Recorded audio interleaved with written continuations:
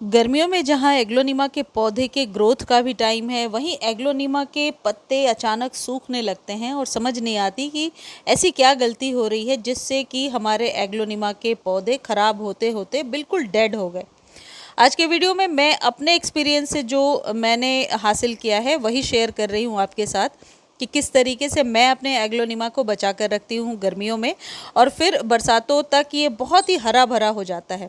फिर सर्दियों में इसे एक बार बचाने की ज़रूरत होती है। ऐसे करके सालों भर एग्लोनिमा हरा भरा रहता है। देखिए, सबसे पहले तो आपको ये जानना होगा कि गर्मियों में एग्लोनिमा को कहाँ प्लेस करना है।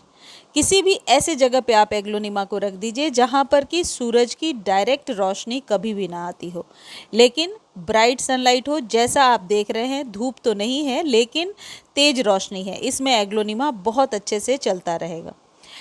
दूसरी इंपॉर्टेंट चीज़ रहेगी वाटरिंग। एग्लोनिमा को आप गर्मियों में एक टाइम बहुत अच्छे से पानी दीजिए, पत्तों को क्लीन करते हुए। पत्तों का क्लीन होना ज़रूरी है। बहुत बढ़िया हो कि स्प्रे बॉटल में पानी भर के थोड़ी देर तक पत्तों पर स्प्रे करते रहें। ऐसा करने से जब आप पत्तों को क्लीन रखेंगे, आप देखेंगे आपके एग्लोनिमा या ऐसे शफलेरा, सिंगोनियम, जितने भी ये पौधे हैं वो सारे स्वस्थ हो रहे हैं। ये जो वाटरिंग है, यदि मॉर्निंग के टाइम में आप कर लेते हैं, पत्तों को अच्छे से क्लीन कर देते हैं, तो पूरे दिन जब तेज गर्म हवाएं चल रही हैं, उससे आपका पौधा बहुत हद तक सरवाइव कर लेता है और मिट्टी सूख करके फटती नहीं है। तो मैंने देखा है कि एग्लोनिमा पर जब हम इन दो चीज़ों का ध्यान रखते हैं, यानी कि धूप में नहीं रखते मई, जून, जुलाई तक की गर्मी में, और फिर पत्तों को अच्छे से वॉश करते हैं, तो ये इन दो चीज़ों की वजह से ही एग्लोनिमा की ग्रोथ थोड़ी अच्छी हो जाती है। नेक्स्ट जो सबसे इम्पॉर्टेंट चीज़ है, यदि न्यू पौधा आप नर्सरी से लेकर के आ रहे हैं तो कोशिश कीजिए कि नर्सरी में ही इस प्लांट को माली से बोल करके गमले में लगा लें, क्योंकि जब आप घर लेकर आते हैं और इस पौधे को रीपॉट करते हैं तो पुराने जो लीव्स होते हैं वो सारे गिर जाते हैं।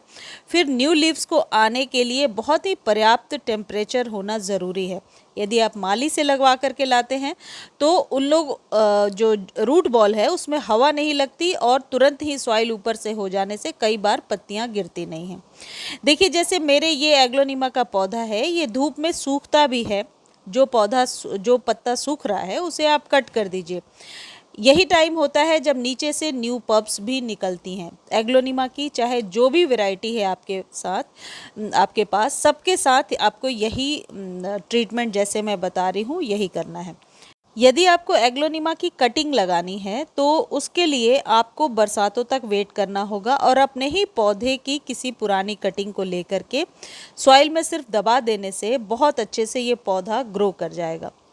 एग्लोनिमा को घना बनाने के लिए आप ऊपर से कटिंग कर सकते हैं, लेकिन कटिंग बरसातों के टाइम पर करेंगे तो न्यू पत्ते जल्दी ही निकल करके आ जाएंगे। यदि आप एग्लोनिमा के लिए पॉट साइज चुनना चाहते हैं तो फिर आप 6 से 8 इंच का कंटेनर रखिए।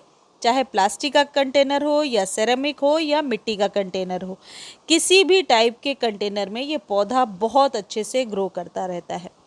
ये जो लिपस्टिक वाली वैरायटी होती है, ये कभी भी तेज़ धूप में ख़राब होने लगती है। इसे सिर्फ नवंबर से लेकर के जनवरी तक के धूप में उस टाइम में धूप में आप रख सकते हैं, लेकिन उसके बाद हमेशा ये सेमी शेड में रखना होता है। एक इम्पॉर्टेंट चीज़ है, आप इसमें पानी कम से कम देंगे तभी ये पौधा ग्रो होगा, क्योंकि इसकी जो स्टेम है इसमें पर्याप्त मात्रा में पानी होता है और पानी की वजह से ही ये पौधा ख़राब होने लगता है। इसके बगल में जो एग्लोनिमा की वैरायटी है वो टफ़ वैरायटी होती है, वो जल्दी ख़राब नहीं होता है जैसे ये वाला, लेकिन लिपस्टिक एग्लोनिमा बहुत जल्दी ख़राब होने लगता है। इस तरीके से पत्ते कई बार पुराने सूख जाते हैं, उन्हें नोच करके ना हटाएं जैसे मैं करके दिखा रही हूँ। ऐसे में रूट बॉल डिस्टर्ब हो जाता है। हमेशा कैंची की सहायता से ही इस पत्ते को कट करके हटा दें।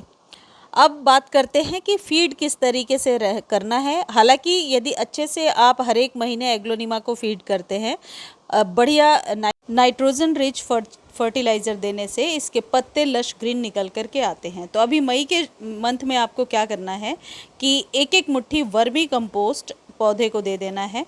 फिर बरसातों के पहले एक बार देना है और जब बरसात हो उस समय कोई खाद नहीं देना है। फिर बरसात के बाद यानी कि जब बारिश कम हो जाए उस समय आप 1 से 1.5 महीने बाद पौधे को फिर 1 मुट्ठी वर्मी कंपोस्ट दे दीजिए। वर्मी कंपोस्ट देने से ये जितने भी पौधे जो लीफी प्लांट्स होते हैं ये लश ग्रीन इनकी पत्तियां निकल कर के आती हैं। नर्सरी वाले भी इसी खाद का इस्तेमाल करते हैं। मुझे उम्मीद है ये वीडियो आपको बहुत अच्छी लगी होगी। धन्यवाद।